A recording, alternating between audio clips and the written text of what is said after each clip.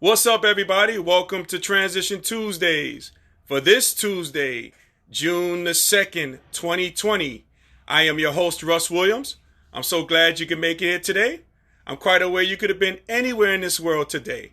I know you could have been anywhere in this world today, but you decided to be here with me, and I appreciate that. And more importantly, I appreciate you. So welcome to Transition Tuesdays, ladies and gentlemen, on this nice 70-degree day here in New York City. Oh man, my apologies. We're coming to you an hour a little later than usual. We usually start at 6, but we're doing it at 7 o'clock because I'm going to have some special guests on. We're going to be talking about the current climate and what's going on today. And before I start about that, just want to know, how is your Transition Tuesday going today? So just called about that, and just talking, just having conversations. So I'm expecting my guests to be coming on shortly, and what we'll have some honest conversation about everything that's going on. So how is everybody doing out there today? Let's see who we got. Anybody joining us right now? Hold on one second. I'm gonna see if we have any people joining us. Let's see. Anybody there? I see somebody there. Let's see. We shall see. But yeah, hope everybody's out there safe and sound. We got Eileen watching us. What's going on, Eileen? Welcome to Transition Tuesdays. It's been a while, Eileen. I haven't seen you. How are you doing? How's your family doing? How you coping with this COVID-19 and all these social unrest and these protests? How are you doing? How are you coping out there? How are you coping? So, yeah, it's been a crazy week, ladies and gentlemen. I mean, 1 week ago, like we were talking last week, but 1 week ago was the death of George Floyd, and now it's just come about with we have constant protesting from all across the country. Everything's going down, and it's getting.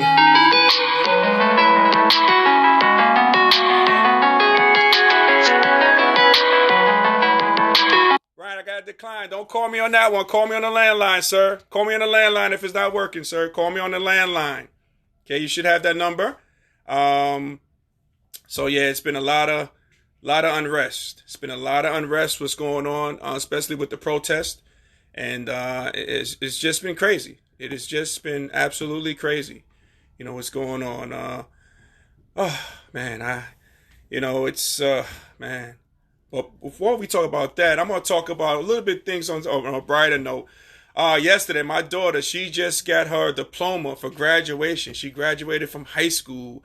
I was able to see that. They had like a drive-in graduation deal, and which I posted the video of my daughter getting her diploma. I'm so proud of my daughter. I'm so happy for my daughter. I'm really ecstatic for her. Man, I can't tell you. I mean, my daughter's graduating high school. I can't believe it. I just remember the days in which I was just holding her in my hands, taking her from the hospital.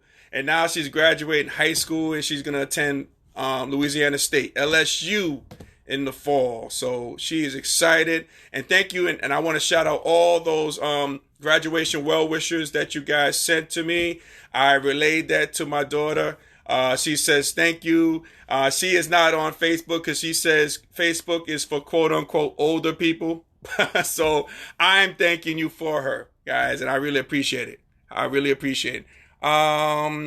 So Pam says, Russ, how do we join you online? I already sent the link out to you guys, so you guys should get a link. I sent it to Ryan's link, to Ryan's phone. So let's see what we got here.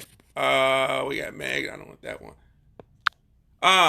So have Ryan come on if we can. I sent it on his links. Pam. If not, call the landline. Okay? If we don't do video, let's call the landline. We got Meg joining us. Hey, Meg, how are you? Welcome to Transition Tuesdays. I believe Meg is a first time viewer of Transition Tuesdays. Pleasure. How's Coach Fran doing?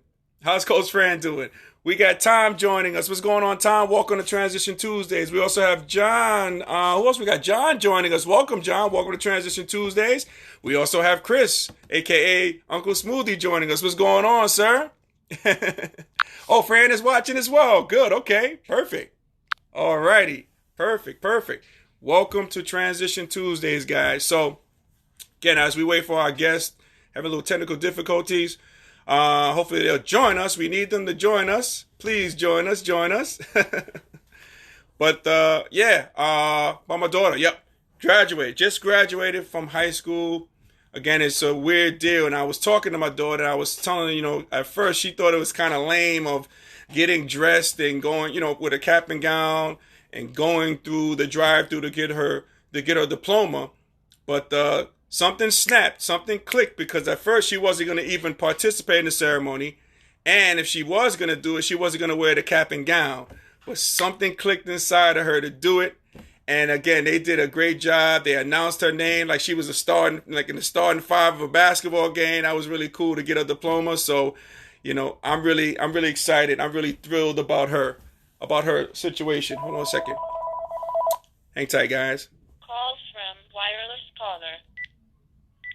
Starting five for basketball. Hello. To get a diploma, so Trying to call Russell. There you go. Oh, okay. Hey, hang tight for a second there, sir. Are we getting any feedback? You getting feedback there on your end? No. Okay, good. All right. Modern technology, I tell you, I was trying to link up with these two guys, these two people that I have on my special guest. Okay, I have on my special guest. Hey, Ryan, I'm getting a little bit of feedback on your end. Maybe take the phone away from maybe your device. That might do it. Okay. Say something, Ryan. Yeah, we're here, Russ. Okay, good. Okay, you guys hear me clear? Yeah. Okay, great. All right, guys. I was trying to pull up these guys, and again, I'm just a technology misfit, so I wasn't able to pull up these guys to have a video. But I'm glad they're joining me on phone, ladies and gentlemen. I have Ryan and Pam Ford. Okay, now these two guys. I just want to talk a little bit about these two. Ryan Ford is a brother from another mother for me, and Pam is a sister from another mister. So I got these two. We're going to be talking about some issues that are going on today, and I just want them to join in on the conversation with me. So, Ryan and Pam Ford, how are you guys doing? Doing good. Thanks for having us. Oh, man, I'm glad. I wish I could see you guys, but I'll take the phone call. We'll treat it like a podcast. Sounds good? Okay. Sounds good. All right. Hey, so guys, I just want to inform everybody, what the climate, what's going on here, so what we're going to do, we're going to discuss the murder of George Floyd, and we're going to talk about race in America. And I really wanted to bring my two friends on, my brothers and sisters on. I want to talk about it and have some honest conversation. So I just want to talk to you guys before we begin about, again, this is not an interrogation, because I'm not a lawyer, okay? Okay, I'm an interviewer. Okay, but I'm not a lawyer, so this is not an interrogation. And I just want to let you know, Ryan and Pam Ford, they do not speak for all white people. As me, Russ Williams, I do not speak for all black people. Okay? We're just going to have honest and truthful discussion about what's going on. Sounds good, guys? You guys again? You ready for that? Ready for it. Ready. Okay, cool. So before we do, we have Tim joining us. What's going on, Tim? Welcome to Transition Tuesdays. And we have Manhattan College's finest, Stephen Boyle, joining us. What's going on, Steve? Welcome to Transition Tuesday. Everybody, welcome to Transition Tuesdays, as I have my guests, Ryan and Pam Ford. So first off, and I just directed to you guys. And Ryan, I want you to answer this question first for me, okay? So. Sure. Now, were you outraged when you first saw the video of the murder of George Floyd? Were you outraged? Absolutely. Okay, can you expand on that? Well, yeah, I mean, I think we should start from the standpoint, Russ, that, you and I have a relationship that spans almost 30 years. And I think that all the things that we've experienced in our time together has allowed for our relationship to get well past, our race. I mean, our skin color and, what that means for each of us as people in this world is certainly an element that we bring to our relationship. But we've experienced life and we've experienced personal things together for such a long period of time that I think we've kind of moved past some of the conditioning that happens that we bring to a lot of relationships based on our race. Right. So I just want to start by saying that. I mean, when I'm outraged, and I'm just going to speak for myself here, because as best I can, I've learned that those were two human beings first and foremost that were in that situation. Mm-hmm. And you mean George Floyd? You talk about when you see one human being that is not valuing another human being, and then you can look deeper into that and realize that a lot of it most likely has to do with two different races. It's an outrage on a lot of levels, but it starts at the human being level, and then I think we're going to talk more about what it really means between the two races. So I was outraged on a lot of levels, and the injustice that occurs and the inequality of the way people treat each other is something that I think is outraged a lot of people. Gotcha. What about yourself, Pam? Were you outraged when you saw this video? First time you saw it? I was outraged, yeah. I mean, it was embarrassing as, it was embarrassing as a white person to see that happening to anybody. But, yeah, I was outraged. Mm-hmm. Gotcha. So that was your first instinct, so you guys are outraged, okay? Hey, before we begin with the next question, we got Robert joining us and we got Lionel joining us. Welcome to Transition Tuesdays, ladies and gentlemen. Hey, so do you believe that Black Lives Matter?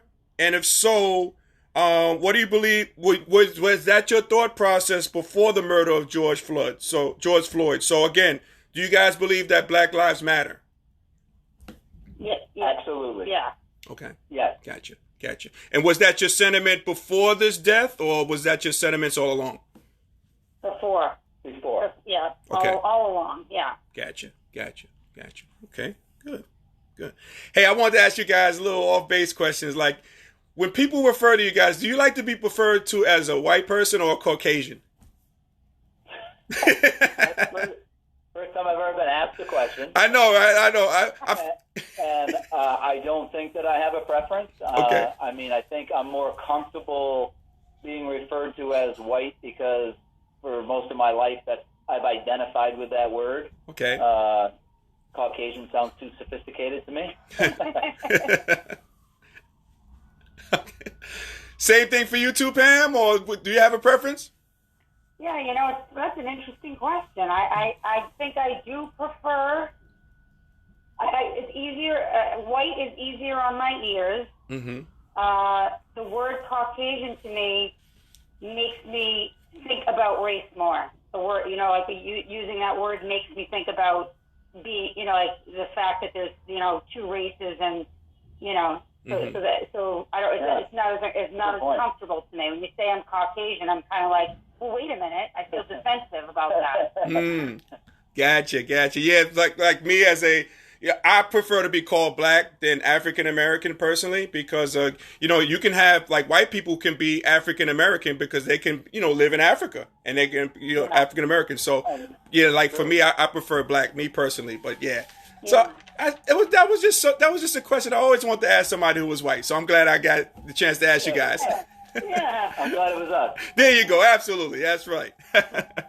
Now, do you guys have a conversation with family and friends about what currently took place racially in this country? Let's see. I mean, we've talked, like a conversation. I mean, just like communicatively, like horrified over it. Not really like,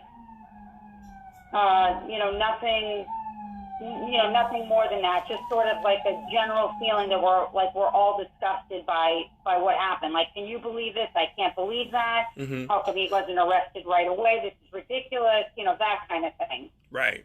Okay. And the elements of it, and the aftermath of it are just, like you look at the people that were observing it that did nothing. I mean, that's as embarrassing and horrific as the incident. Maybe not quite as much, but I mean, it falls right in line because it's just such an enabling aspect. Yeah. And then you look at what's happening as an offshoot of it.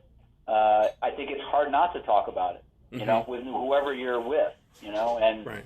I think I've found myself, interestingly enough, Ross, is I have a lot of very close friends that happen to be black, and I feel like I've talked to them more, like you included, since this, because you just, your heart opens up for the people that are affected in a way that you can understand their outrage is different. Then I can't relate to your outrage. I try and empathize with it as best I can through our friendship, but right. I know I can't relate to it, and I know that I'm on the side that needs to be more aware and to help promote and support. So learning how to do that is an important aspect from my perspective. I think Pam and I've had this conversation. We both feel the same. Hey, Ryan, you brought up a good point. You said about those people who observed it. Are you talking about like the people who were filming it, or those are those people who observed it? Are you talking about that in particular, or no? Well, I mean, that's a further layer, but I mean, there was firemen there were other policemen there. I mean, that to me, is like, you guys had authority to do something and you didn't do anything. Right. And then now the next layer is the people that were filming and watching. Right. I'd like to think if I was one of those people, I wouldn't have been able to stand there and not do something. Yeah, but here's the deal on that though, Ryan. A little pushback on that is, it looks like the people who were actually filming and actually, telling the police officers that he can't breathe and everything, they were black. And I think it was one other white person who was doing that, who was there. But I think, agreed. I don't know. I don't know who was there. I guess I was trying to put myself in that position, right. Trying to think like what would I wish I would have done, and I think I'm speaking more for that. Okay, I got you. Because like the black people who were looking at it, like I remember hearing the conversation of one black guy was just saying, "Yo, you're wrong. This is wrong." I think if he would have tried to intervene based on the history that it is against black people, that would have been a major problem. Yeah, totally agree. Yeah, I'm not calling out any of those people. I totally understand their position. Gotcha. I think I was just looking at it from my perspective, watching it. Gotcha. Understood. Yep. Hey, so guys, I asked you guys individually. So, like you, Ryan, as a father, right, as a parent, has there ever been a day when your kids left home? And I know you guys are like empty nesters now, but just think about the times in which your kids were at home, right? So, has there ever been a day when your kids were left home, and you were concerned about would they be harmed by law enforcement? Did you ever give that any thought, like when your kids like left the house? I never have, not one time. No. Why is that, Pam? I just feel like they wouldn't be. It's just not a concern that crosses my mind, quite frankly. It's just not. Okay, gotcha. Is that because of skin color? Because it's kind of like in some animals, people might think because you're white, you're kind of protected. You don't have to really worry about it because you're. Yeah. Okay. Oh yeah, absolutely. Yeah, I mean, as opposed to if I had a black child, I would worry about it. I don't worry about it because I don't have to worry about it because my kids were and are white. Right. Gotcha. Yeah. Okay. Understood. What about you, Ryan? Yeah. No, I would agree with Pam. I mean, I think it's part of my answer, or our answer is part of what could be part of the definition of being white privilege. I mean, it's a privilege as a white person that when you raise your children that they tend not to be treated the same way. And I think it's clearer today when I was younger and not knowing who's on this call in terms of what their race is. As a white person, I'm a 53-year-old man now. Okay, now when we met, Russ, I was 21 or 22 years old. Okay, right. So at that age, the world was a little different then in terms of my awareness, and I think just the general awareness of the world, the inequity and the oppression and all the things that are coming out today that can't be denied by anybody, no matter your race. That you cannot deny the oppression that exists in this world, and I wasn't aware of them at that level, when I was that age, and so that's part of white privilege right there. That I wasn't aware of it. You were well aware of it. Sure. Whether I think we all know how to speak to it now in ways that we didn't then. But at that age, you knew how you felt. You knew that what you just described. The fear of whether you needed to be protected and how you'd be treated by police. And I think I could probably see it, but awareness was not something I was blessed with then, and I certainly am now. Gotcha.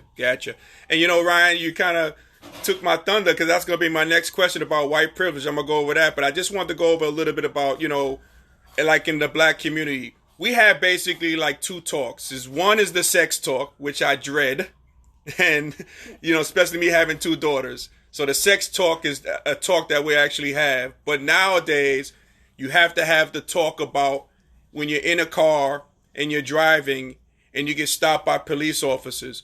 And here's the type of protocol that you should do. Like, for example, when I tell my daughters all the time, my oldest daughter, she just got a license, and she's a female, but I have to have that conversation with her. She's a female, not a male, but I have nephews, so if I have conversations with them, and the conversations go a little bit like this. Like, for example, if you're stopped by police, just make sure you turn off your car, have your hands where the police officers can see them on the steering wheel, 10 and 2. Have them on there, roll down your window. Don't get belligerent with the police officers. They hate when you say, hey, look, why you stop me for? What are you doing? They don't do that. You don't have that conversation. You ask the officer, you just wait for the officer to say something. He usually says license and registration. Now, when I'm stopped, and I've been stopped, not a lot of times, but I have been stopped. But what I do is, as a black man, is I always have conversations with the officer, and I tell them when they ask me license or registration, I usually have my wallet in my left front pocket. So I tell the officer, I have my wallet, my license in my front left pocket. May I get that for you? Then I wait for him to reply. Then when he replies, then I do. No false moves, because again, I'm talking to the officer on my left, but I know his partner's on the right, has his hand on his holster looking in my car. So that's the number one thing there. Secondly, when they're talking about registration, I usually carry that in my glove compartment. I say to the officer, I have my registration in my glove compartment. Do you mind? Can I get this for you?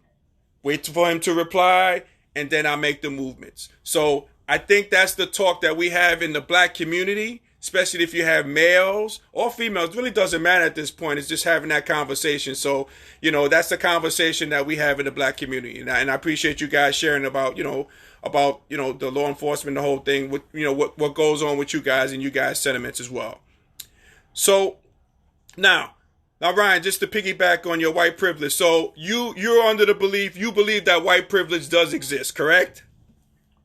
Yeah, I mean, anyone, this is again my opinion, okay. Anyone that's white that doesn't believe that is choosing to turn a blind eye, in my opinion. There's been lots of anecdotal information that has surfaced, especially in the last week, that makes it so obvious that you really have to be ignoring it, or trying to protect the privilege that you have by trying to defend it in order to not really understand what's going on here. And I really hope that we're at a point in this global issues that we're having right now where everyone is paused. And I talked to a very close friend yesterday that happens to be black, that had a great analogy that I'll share around it. And that is, he said, I almost feel like in the past, if I was driving south down a freeway and there was an accident going north on the freeway, you know, you're traveling at a pace where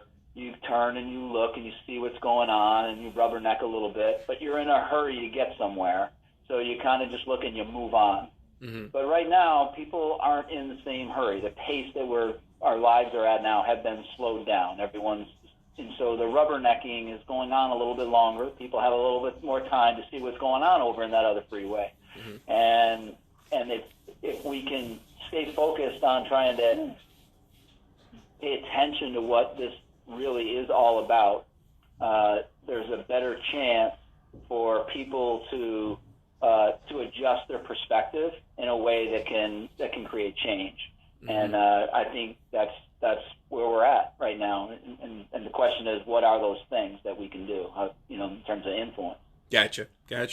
What about yourself, Pam? Do you share the same sentiments? I do, yeah. I mean, he's much more long-winded and eloquent than... he is long-winded. That is so much true there, Pam. You know what, Ron? That's a little bit of white privilege right there.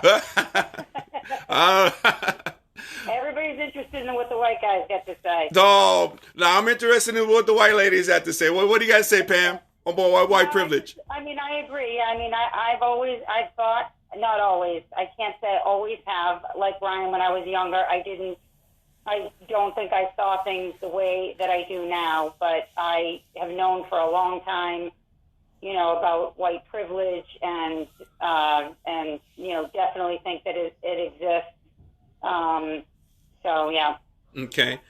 So when you guys have conversation with your white friends, counterparts, what have you, do they share the same sentiments? Do they realize that white privilege does exist, or is that a myth to them?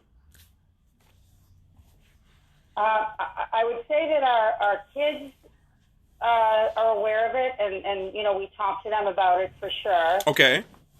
I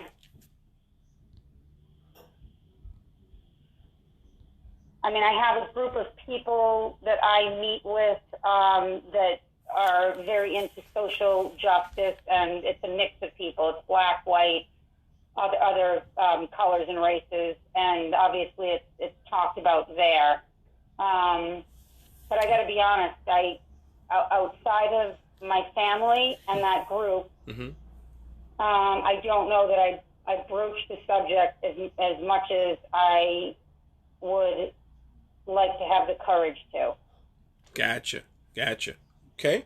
Hey, before we ask another question, I just want to shout out who's here. Oh, man, what did I just do just now? Hold on one sec, guys. My picture is not on the screen. What's going on here? You guys can hear me there, though? Yeah, I can hear you. Okay. Okay, there we go. I'm back. All right. So we got Robert joining us. We got Lionel. I think I mentioned those guys before. We got Colleen joining us. Hey, Colleen. Colleen says, Russ, are you safe where you are in New York? Thinking about you. Prayers going up. Thank you. I am safe, Colleen. Thank you so much, my Jasper sister. We got Cosberry joining us. We also got Cliff Surrett joining us. What's going on, Cliff? One of Holy Cross's finest to ever play here in New York here. We got Kimberly joining us. We got Leah joining us as well. We also got Thomas joining us. All these people are joining us for the Ford family. I love it. We got Steve here, and we got Shelly joining us as well. Welcome everybody to Transition Tuesdays. So piggybacking on the white privilege. So have you guys ever utilized your white privilege to assist the black and brown community? Like, have you ever assisted with your white privilege card? Let's say if it was like a card. Have you ever used that to assist the black and brown community in your communities? I mean, I'm not sure I know how to answer it because I don't know how intentional I have been in that space. I mean, I can tell you that my attitude has never been such that I would do something that wouldn't just be for the betterment of people that I know. Right. I mean, I can look back to, I don't know, the first thing that came to mind, Russ, when you and Chris were interviewing for the job with Jostens, and I was going, your first job with Dave Snedeker, and,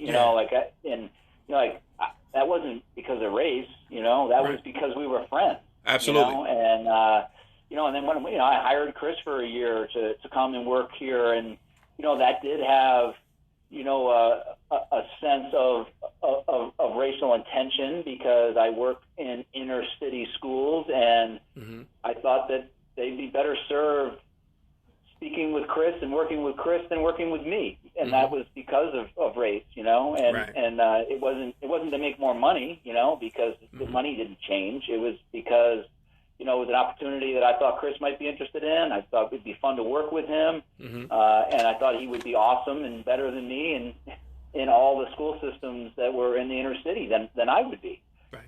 So I mean, those are the first things that came to mind. But I feel your question differently today than I would have felt it before, because I feel more responsible for taking a step back and looking to give people that maybe haven't had opportunity only because of their skin, not because of any other reason, more of an opportunity because they just flat out deserve it. I mean, they're not getting opportunities many times because of their skin, and I'm digesting the question with a lot more empathy and intention than I would have previously. Okay. Appreciate that, Ford. Appreciate that. What about yourself, Pam? Ask me the question again. Okay.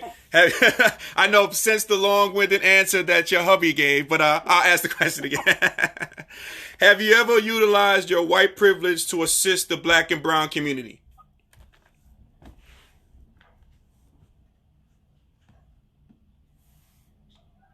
Ooh. You there, Pam?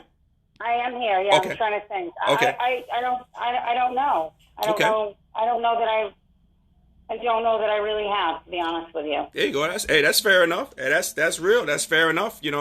But now now you have an opportunity to do so now, just going forward. So that'd be a good thing. Do. Yeah. Yep. Well, we got Chris said. Chris says Ryan and Pam have always been empathetic and compassionate, and then he also says he believes they're in their spiritual base is in the right place. I definitely agree, knowing these guys. And I got Steve. Steve Boyle said, appreciate the convo very much. And guys, I invite everybody to, if you have comments or questions, just join in the discussion with us as well. We'd love for you guys to do so. Chris also says, Ryan and Pam both have a voice and platform to assist black people. Okay. It's coming from Chris. What do you guys think about that? You guys feel like you do have a platform to assist black people? I think every white person does. There you go. Okay. I think that both Pam and I have maybe, because of our awareness, because of the relationships that we have, responsibility to utilize the platform than many others. Okay. That's cool. Okay. Perfect. All righty. Hey, so here's the question for you guys. I want you guys to think about this. Now, if you were now asked the question, what can you do to combat racism and social injustice in this country? Like, what can you do personally? What do you think you would say if somebody asked you that question? I'm going to let Pam go first. Okay. Ladies first? Okay. Okay. I think that, oh boy. I'm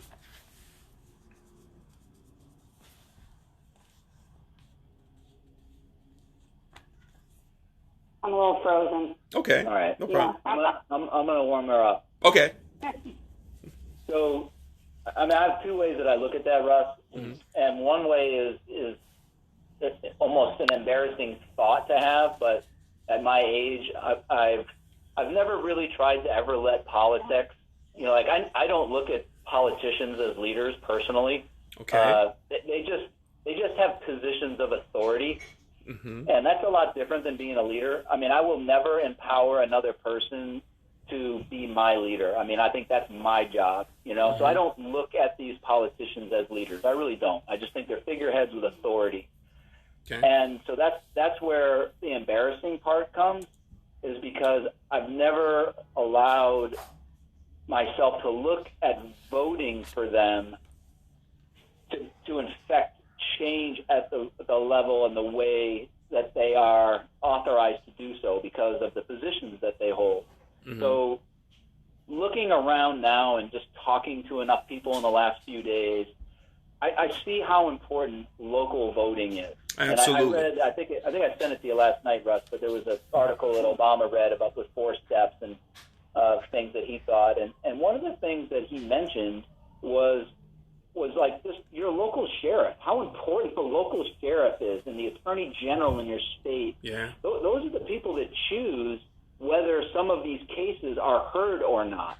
Mm-hmm. And so the way that they perceive race, or the record that they have around decisions that they made, you should really look into that when you're voting, because that affects your local community. Absolutely. On how rights are addressed mm-hmm. locally. So that is one way that again, I'm saying I'm embarrassed because, like, I never really looked at it with the level of power that it has. Mm-hmm. And a lot of that's just personally because I never really wanted a politician to be my leader. I wanted to do that myself. And that is my second piece is that I just feel like every person has to really empower themselves to make a difference with the way they lead their life, how they talk, how fair they treat people personally, and that's basically those 2 things are the areas where I think I would put my energy going forward. Mm-hmm. Yeah, you make a great point, Ryan, about the local voting. Like sheriffs, sheriffs and what have you, district attorneys, judges. That's so important, going forward. Voting locally. A lot of times, we'll see more lines for like the first, getting a pair of Jordans than we would on lines to vote locally. That's a problem. That's an issue. So voting locally, getting involved with that, voting, nationally with the general election, that's big. But I think, like you mentioned, Ford, on a local level, concentrating on that, and who, doing the research on who are you going to be voting in to these, for these people, especially judges, what have you, all types of things. Yeah. So that's so important. Yeah, I mean, more so than I think that's probably one of the biggest takeaways. And again, it's just pure ignorance on my part. And you're not alone, too, on that, Ryan. You're not alone on that, because many people think like that. I mean, that's how people think. Black, white, or indifferent. That's how we think. We're not thinking locally about the local elections. Right, mm-hmm. Right. Yep. Yeah, it's more important than I ever realized for these kinds of situations. Mm-hmm. And, I'm not sure what city it was. I think it might have been Flint, Michigan. But there was, where the one white sheriff asked all the people that were protesting, "What can I do with you?" And they said, "Walk with us." Yes. And he says, "Let's walk." Let's go. Put his arm around somebody. That was just so powerful. And to think that, that was a person that was voted in, and how many people might have been voted in that don't have the ability to do that, right. I think there was somebody in Los Angeles. I was talking with someone today that said, I don't know if it was the police chief or somebody that stood up and, made a ridiculous comment, about people that were looting and now he's got to defend himself. I'm not exactly sure what the quote was, but I mean, that person was voted in too, mm-hmm. and I don't know. I just feel like that's an area where more awareness could help change. Yeah, and you make a good point, Ryan, about that sheriff in Flint, Michigan, and now you saw the police chief in New York. He took a knee and he was like hugging the protesters in the park yesterday. So that's a big thing when you see that. You see the empathy of these police officers, especially with the brutality of black men, out here, and the killing of black people. So that's a good thing. That's a good thing. And again, that goes by who we bring in, like who do we vote for locally, like that local sheriff in Flint, Michigan. Mm. Yep.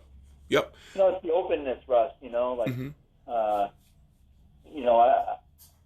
I was talking with a close black friend of mine yesterday, and it was a long conversation, and quite honestly, it was pretty emotional. Yeah. And the one thing that I left that conversation pondering is, regardless of your race, your age, your gender, mm-hmm.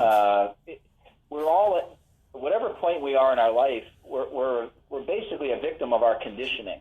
right? So blacks have been conditioned in our society to feel the way that you're expressing. I can't relate to that. I wasn't conditioned the way you were. Right. And you can't relate to the way I was conditioned. Correct. But at the end of the day, where we're at right now, what is our openness to learning and growing in awareness so that we change what was conditioned in our life for the betterment of the greater good? Like, what is our ability and our desire to actually be open to that? Because most people just want to stay comfortable. And if they're comfortable in their negativity and resentment, they're still comfortable in it. And if you're white and you're comfortable in your defensiveness and your privilege and you want to protect that, you don't want to open yourself up because you want to keep what you got. Right? And that's the kind of thing that has to change. I mean, people have to open up their awareness and be willing to appreciate how other people were conditioned and to look at how they were conditioned as well, and be willing to change. Yep. And I think that's where I think we can move the needle, and that's what people have to ask themselves. Gotcha. And you make a good point about being comfortable. Like, that's the reason why you're seeing protests. The point of a protest is to make you uncomfortable for change. Yeah. That's the point of it. We got Clarissa Kolakakis joining us from New Orleans. Thank you for listening to Transition Tuesday here, Miss Kolakakis. And also we got Steve. Steve mentions all real change happens grassroots. Agree with the local 100%, but top-down leadership surely helps. Okay, got you there. Yeah, I agree with that, Steve. And again, leadership or lack thereof, as we're seeing here in the White House. I mean, we'll talk about that a little bit. But yeah, leadership does help. Leadership makes a huge difference. But again, grassroots are important. Very important. We got Donald Elliott joining us on Transition Tuesday. My man. Elliot. Our big guy, yes. D-Nice is joining us. And Chris says the Fords are special because they are open to conversation and willing to learn something new. What is this, guys? Is this a love fest for the Fords by Chris Williams here? That's a good thing. Jazz for love, Ross. Jazz for love. There you go. Jazz for love all day. No doubt about it. Hey, so what do you guys think about, what's your thoughts about the protests and the uprisings going on right now in the country? And again, I've been calling them uprising. I haven't been calling them like rioters. I've been calling it uprising because people are uprising. People are fed up, and an uprising is taking place. So what do you guys feel about, the protests and the uprising going throughout the country? I mean, I personally think I like it. I think it's good, and it feels like, like I was thinking about this on a walk the other day. It feels like almost like a birthing to me, like giving birth. Like there's a lot of scary, ugly, dangerous parts to giving birth. I know that as a woman, having given birth to 3 kids, and that's what I feel like, part of this is. I mean, it's not all going to be pretty, and so that's the way I've tried to frame it in my mind, so I don't get lost and scared in what's happening, and kind of sink in it. You know what I mean? No, I know what you mean, Pam. Like you mentioned, you giving birth. I've witnessed 2 births, and that was a scary situation too. Just witnessing it. I know that for a fact. Hey, what about you, Ryan? What are your thoughts about the protests and the uprising? I've never given birth, Ross, but I can say that my awareness level is open and understands where it's coming from, and if you try to draw a line down the middle between, the uprising that's more riotous, dangerous, and, degrading, people's businesses and lighting cars on fire, while you'd prefer it not to happen because the result is that it's such a challenge for, those people that, what did they do wrong, really, Right. But you understand the pain, really. Yes. Absolutely. And so, I don't know what it feels like, Russ. So I don't want to condemn or speak negatively to it. I would prefer it not happen, Mm-hmm. but I understand why it is happening. Yep. And then the protesters, of course, how could you not, or to the peaceful element of the protest and the uprise, they're making their voices heard. They're doing it in a way that's very easy to digest. Mm-hmm. And, the truth don't lie, right? Right. You can feel the truth in their voice, and you can't deny it. And so I think what Pam's saying is a good analogy. It's a birthing of everybody, Mm-hmm. and the freedom of expression is long overdue. Right. Long overdue. Yep.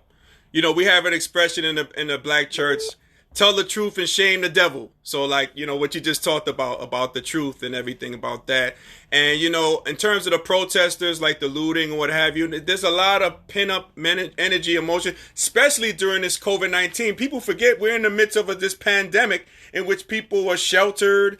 And now, you have this unrest and everything. And again, I'm not condoning the looting and everything like that. But, I think black people, and I can speak for one because I am a black person, as you guys can see, but what I would say is this is a lot of pent up energy. And again, we've been to the part in which we protested, we took a knee, and silent, in protest. We've done that.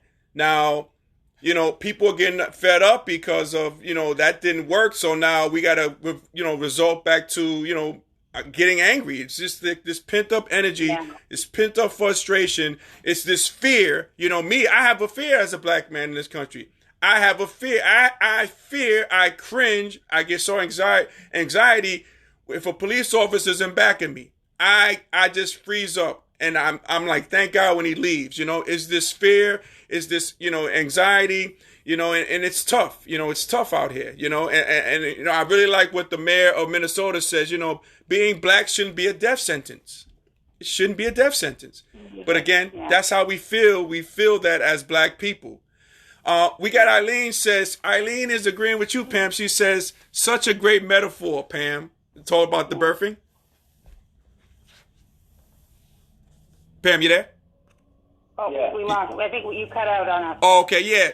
Eileen says, such a great metaphor that you talked about the birthing. Yep. Yes. Thank you, Eileen, for that one. So, and also now throughout the protesting and uprising, how's it going where you guys are in your city in Massachusetts? Is it have people been protesting? Have people been getting out and being on the front lines? What's going on there where you guys live? Yeah, 2 nights ago, Boston was hit pretty hard, Mm-hmm. And you may have seen that on the news. Yeah. And then that group of people moved to Providence last night and hit Providence pretty hard last night. Mm-hmm. And ironically, today I was down in Rhode Island delivering caps and gowns, Mm-hmm. and I was at a traffic light by a dealership, Mm-hmm. and I saw all these guys like running to cars and trying to drive their cars.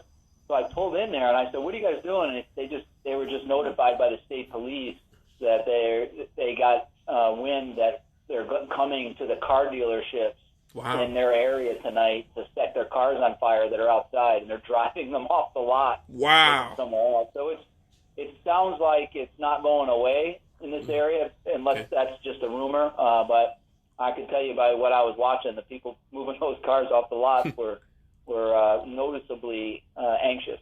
Yeah, these rebel rousers or these rioters, they're very organized. I mean, we're seeing that, and they're very organized and doing what they're doing. And they're opportunists. That's what they're doing. They're basically hijacking,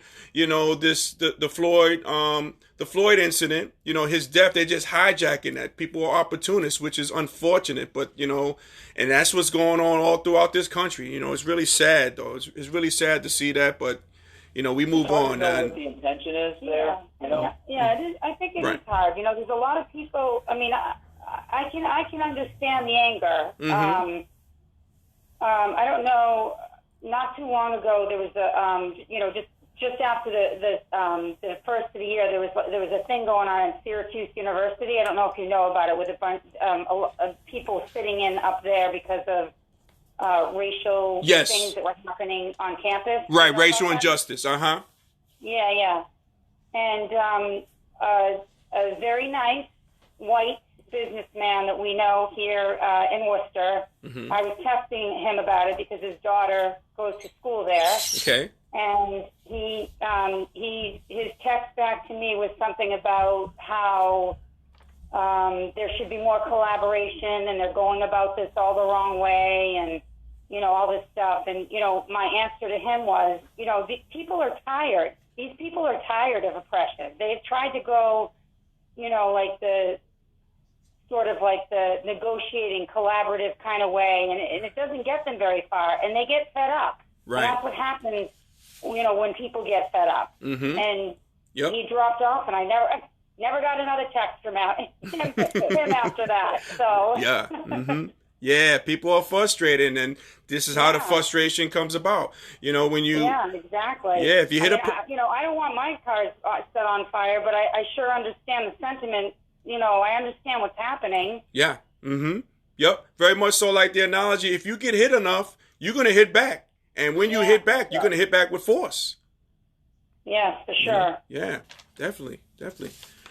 Who else we got? We got Kathy joining us. What's going on, Kathy? Welcome to Transition Tuesdays.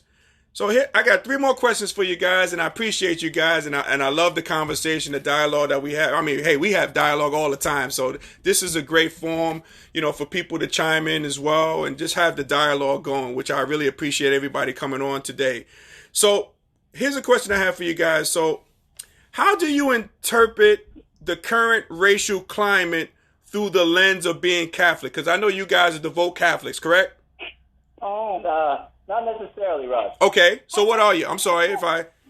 That's okay. When you met me, I was a devout Catholic. I am hardly Catholic today. Okay, there we go. I'm learning something new. There it is. I have a Catholic heritage. Okay. That's about it. Okay. So would you consider? Do you consider having a denomination, or you're just a spiritual person? Like I consider myself a spiritual being. Yeah, I would say spiritual. Yeah. Okay. I would say spiritual being. Yeah. Oh, okay. I hope Mrs. Ford is not on Transition Tuesday, because we'll be in trouble. Yeah, and my brother, who's a pastor of a Catholic parish in the Upper West Side, I hope he's not listening either. Wow, I didn't know that. Wow, I had no idea. Yeah. Yep. 96 in Amsterdam. Yeah, but you know what, Ryan? Everybody listens to Transition Tuesday, so he might be giving you a call today. Well, I have to go to confession, maybe, Russ. Yeah, you might. Absolutely. Yep, you might have to do that. Hey, so let's move on to the next question then for me. Okay, so what are your feelings? And I want to get it from each one of you. Okay, what are your feelings on the occupant of the White House right now about his current photo op, like him holding a Bible? Like, what's your take on that, guys? I want to get your take on that. I gotta be honest, Russ. I didn't see it. I didn't see it, but I don't even have an opinion. Okay. I don't have an opinion of that guy. He hardly exists to me. Yeah. Oh, agreed. okay. Yeah, It's hard to watch anything or listen to anything or pay attention to. It's hard to stomach. It's not real, Russ, to me. Yeah. I know it's real, and I'm not trying to disrespectful for the impact that he has, but Right. I have never allowed politics to influence anything that I think or do. I just don't. I never have. Okay, and I'm a little different. I can't watch it, or I'll get so depressed I won't be able to get out of bed in the morning. I just have to, it's just not. I can't stomach it. I just can't stomach him. So when you guys have conversation with friends, family, you guys don't talk about the current occupant in the White House? Does that ever come about in terms of conversation about if he's doing a good job, if he isn't doing a good job, or? Well, unfortunately, with my family, I have some people that are supporters. Okay. How does that conversation go with yourself and those people? I try to minimize any discussion because they are my family. I mean, I say what I want to say, but I don't really want to. I don't know. I would say that I'm a black sheep of my family, so I kind of try to. I don't know how can I describe it. Like I try to keep it. Yeah, I mean, non-controversial, confrontational. Kind of cheap it. Right. Yeah. They're my family, and I love them, but I see a lot of things in the world differently, and than they do, and right. So I try to keep that talk to a minimum there because I know how they feel, and I feel differently. Mm-hmm. So. Gotcha. You were gonna say something, Ryan? Yeah, I was just going to say that about she was asking about her family. I mean, I think in any family, really, you try not to have the kind of conversations that become offensive or create awkwardness for future conversations. Right. I should clarify. Not with my kids. My kids were open, and we're all on the same page, and we'll talk about it. I'm just talking. My first family is what I was referring to. Gotcha. So it might be having that awkward conversation on, during Thanksgiving or what have you. You try to stay away from those conversations. Yeah. Unfortunately, yeah. Right. Yep.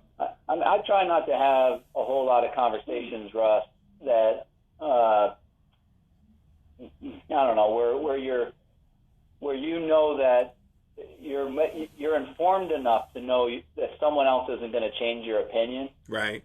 So I try that. Yeah. And exactly. And I'm not going to change. Yeah, like I know that I'm not going to change any of my family's opinions, and in fact, they probably will dig their heels in a little bit more. So I'd rather use my voice or my influence or whatever it is that I want to say about something like that towards people who I feel are a little bit more open to it, because I feel like that, that kind of person can just dig in deeper, and I don't know if that's really, what I want or what we want.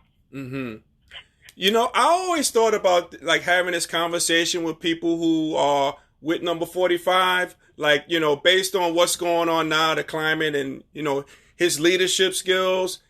I always want to ask those people, like, are you, like, with all of this going down, everything that you're seeing, all the, the burnings in the cities and everything like that, and you're still with this particular guy in terms of his values and what he stands for, and you're still with him. I just always want to have a conversation with somebody, about that, like why are you, why are you still rocking with this guy? It's just something I just would love to have a conversation. Maybe I'll be over there with you guys on Thanksgiving dinner. Maybe I'll get a chance to talk to those people and ask them the question. That'd be good.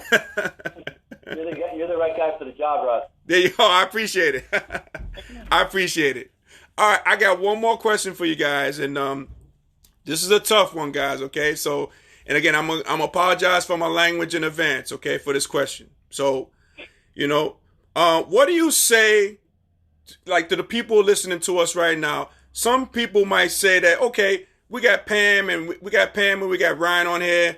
I think, just based on listening to them, I think they might be nigger lovers. I think they might just be pandering to Russ because, he has a show and he's a black guy. So, how would you respond if somebody called you guys that, just based on hearing us on the conversation? If somebody called you guys that, like, how would you respond? So, Ryan, I want you to take that one first, if you would. And again, I apologize for those words, but that's what people use. I understand. Okay. I would say, Russ, that I don't know that I would have much of a response because it's just their opinion. Okay. And I feel that it just reveals their lack of understanding of who we are. I mean, if they know us as people and they were listening to this, they would know that's who we are, I mean, because what we're saying here isn't any different than what we would be saying, when we're not on this call. Right. So if they have that opinion, then they probably we're watching this call looking for something to disagree with, and they found it easily from us. And, okay, so they just basically reveal more about themselves with that comment than they do about me. That's the way I feel. Okay, perfect. How about yourself, Pam? And Pam, before you answer that, we got John joining us. Welcome, John, to Transition Tuesdays. And we have Manhattan College's finest, Carrie Wilson, joining us here on Transition Tuesdays. Continue, Pam. So I would say that if any of these people were to watch me in my everyday life and see what I do and see how I act, they would see that this conversation with you is right in line with who I am. Right. Yes. And that's definitely true, because that's why I want to have you guys on. Yeah. No doubt about it. No, Russ, it's difficult, and I can be accused of a lot of things and maybe talking too much and. Oh, definitely that, Ryan. Definitely that. But continue. Thank you. I mean, you invited me on, so you must not mind. This is true. I didn't want to mute. That's right. Continue, Ryan. I think it all comes down to fear mainly. No matter what side you're on, you're, if you're white, you're afraid of, like we have an identity, right? And your identity, you try and defend who you are, and if you had to evolve into something else, there's a lot of fear around that, which is why people stay the way they are. They're not willing to be open, Right. And you got it, and that's most everybody, And I think that you described it. I mean, it really when you told the story a few minutes ago about how the anxiety that you live with when you see policemen and you just want them to go away, and there's that anxiety that's inside of you. It's become innate, right? It's like it's natural. You don't have to think about it. It just happens to you instantly at your age. Yeah. And it was started a long time ago. Absolutely. That is not right. That is not fair. Yeah. Right? So you have and that's true of everyone that has your skin color. Right. I mean, it's become an American thing, and it was accepted for so long. And I think that the conversation is opening people's eyes now to how wrong it is. And so what it does is it forces everybody to, everybody that's white, to look at themselves and be a little bit in fear of having to change a privilege that we've been honored with just because of the skin we were born with. Yeah. It's that simple. We didn't do anything to earn it. Right. And I think that awareness is going to scare a lot of people, and it's going to force them to make comments like you just said because they're afraid. So if I heard someone say that I was that and that I was pandering and I'm just saying these things to, earn, favoritism from black people, then they just, A, don't know me, and B, they're afraid to look in the mirror at the reality of the situation, because it's not just me saying it. I mean, the facts of our society would support, what I'm saying. And Ooh, you guys there?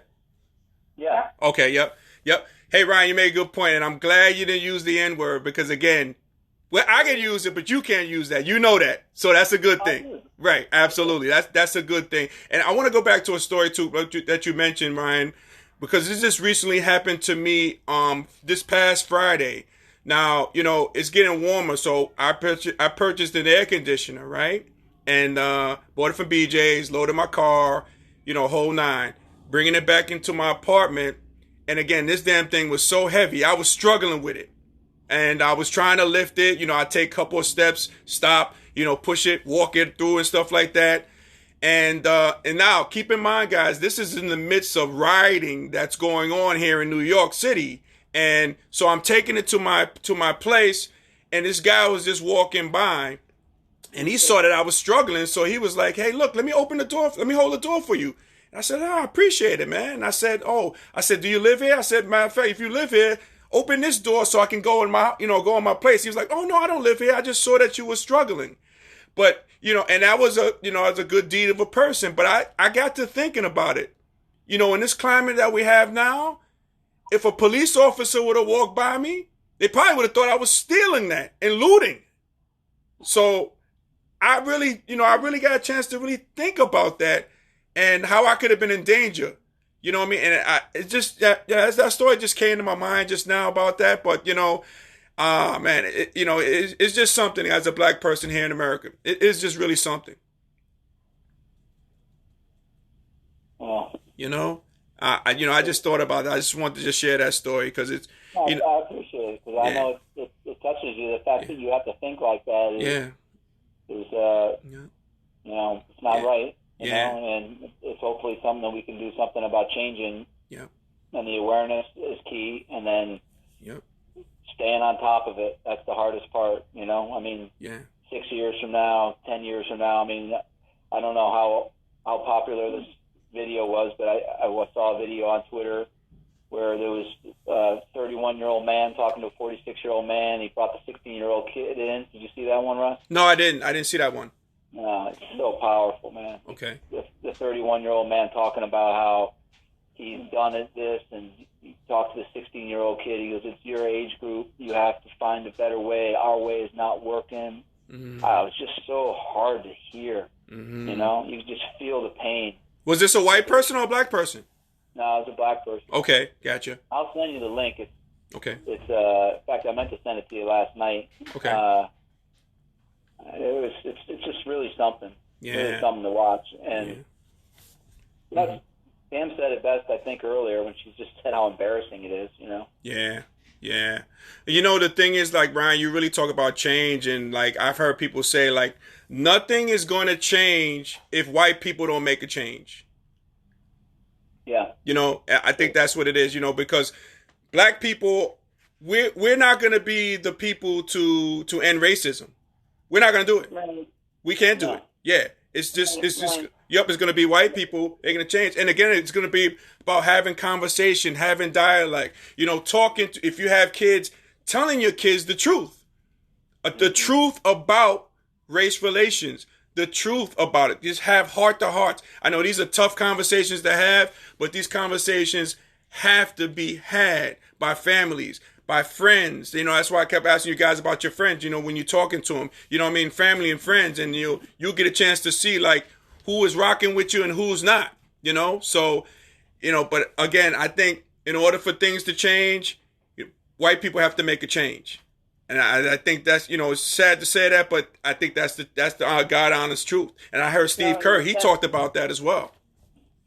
It's no sadder for you to say that than for me to look at, you know, the fact that you have to be afraid to see a policeman. You know, I mean, right. The whole thing is sad, and it's not fair. Right. And, you know, together we have to try and help people see that how we treat each other and the space we give each other to feel comfortable and seen and heard is there's some magic to that. Yep. Yeah, but you're right. It's on the white people to fix this. It definitely is. Yeah, definitely. No, I appreciate your sentiments on that, Pam, and yeah. Oh man. Hey guys, I just want to thank you guys for coming on, just having this honest conversation. I mean, this is just everyday talk for us, but you know, it's important to people to see this, important to people to hear this, hear the sentiments, and just share our feelings, share our thoughts, and share our emotions. So I know, you know, I want to thank you guys, Ryan and Pam, so much. And again, when you guys are done, so Pam, I know you're going to put on Bill Withers' Lovely Day. I'm sure you're going to put that on. And Ryan, I know you're going to listen to Jodeci Come and Talk to Me. I'm sure you're going to put that on. That's boy, Russ. No, but I appreciate having you guys coming on today. And again, I'm going to have you guys on, you know, and again, just like, you know, to just spread the word, you know, me use being, you know, as white people, I'm not going to call you Caucasian, but as white people, you know, have the conversation, you know, and going out there and having the conversation with people that are different than you, and that way that can invoke and provoke change. Yeah. Yep. You've inspired me, Russ. I tried to. Hopefully I'm doing something for somebody. You are. No, yeah, you are, Russ. I appreciate it. It. Yep. Stuff. Yep, and we have one last thing. We have Darcy joining us. We have Keisha joining us for the DMV. What's up, Keisha, my cuz? And Darcy says, education is the key. There are many places to start. We need more police and firemen and women coaches as well. So, but education is the key. I definitely agree with that.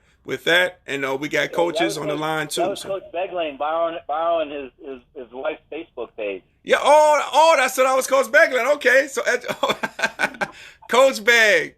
What up, Coach B? Coach B, play with enthusiasm.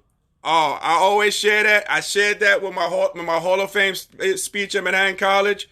Coach Beglane used to always punch me in my chest and say, play with enthusiasm. And then I used to punch him back. I mean, you can't do that nowadays now. But I always remember that. I lived my life I play with enthusiasm the game of life. So thank you, Coach B, and thank you, Darcy, out there as well. All right, guys, but thank you so much. I thank you guys for coming on. My brother from another mother, my sister from another mister. I want to genuinely thank you too. You know, I mean, okay. you really, you're a great human being. Thank you, man. And I've watched this Transition Tuesday journey in your life for a long time, and just to see how consistent you are and how true you are to just being genuine to all people. Like Pam said, it really is inspiring, man, and it's a privilege to be on your show. Thank you so much. And the next time I have you, I'm gonna master technology, and I'm gonna have the split screen, and then we're gonna get a chance to see each other, give each other virtual hugs as well. Yeah, I want Elliot on here sometime. We got to have a phone in. They got to be able to dial in. I want to hear Elliot's voice. Yeah, me too. I do too as well. Okay, we got to make that happen. All right. See you, buddy. All right. Thanks again, guys. Love you guys. Love you. All right. Love you too. All right, guys. That was Ryan and Pam Ford, ladies and gentlemen. Man, great conversation. Honest conversation. Man, just love having the conversation, the dialogue, and just keep it going. Just keep it going. Keep it going. That was great. Great conversation to have.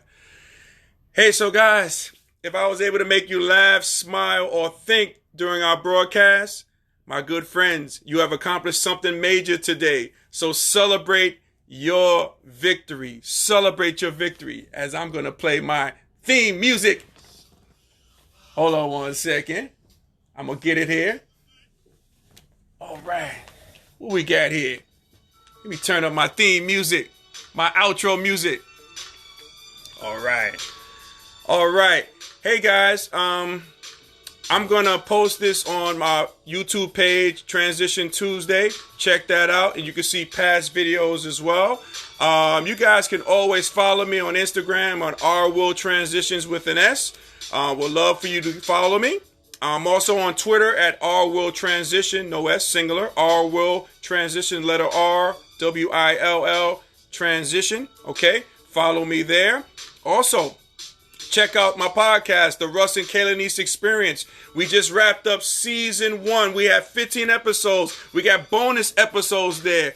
Check it out on Spotify, on iTunes. Check that out. I think you'll get a lot out of that. So please check that out, The Russ and Kayla Niece Experience, the podcast. Okay?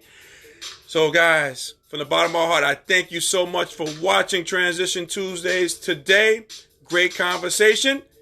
And as we always say in parting, happy transitioning, and I'll talk to you soon. Oh, one last thing. See the picture right there? See that picture? That is from my daughter, Anissa. She has artwork on Facebook. Go to Art by Anissa. Pick up one of her projects, one of her paintings like that. You can't get that one because I'm the only person that has one. I also purchased another one, but go on Art by Anissa, ANISA, Art by Anissa. Check that out. She has great acrylic paintings and portraits. Check it out. You'll be glad you did. Go on there and like it. And more importantly, go on there and purchase, okay? I'm trying to support my young entrepreneur, my queen out there. So again, happy transitioning to you guys. Be safe. And thank you for listening. Take care, everybody.